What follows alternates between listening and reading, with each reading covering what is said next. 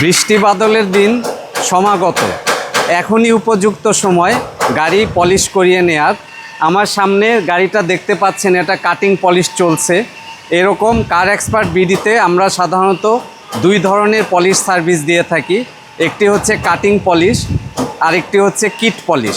Cutting পলিশে এটার হচ্ছে আপনার গাড়ির যে শোরুম কন্ডিশন এটা রিস্টোর হয়ে যায় এবং ছোটোখাটো স্ক্র্যাচ থাকলেও সেই স্ক্র্যাচগুলো রিমুভ হয়ে যায়। আর কিট পলিশটা হচ্ছে কাটিং পলিশের শাইনটা মেনটেন করার জন্য, ওটা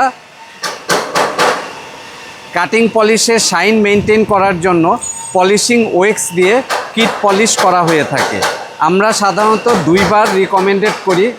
আমরা সাধারণত কাটিং পলিশ বছরে দুইবার রিকমেন্ড করি, একবার বর্ষার আগে আর একবার শীতের শুরুতে।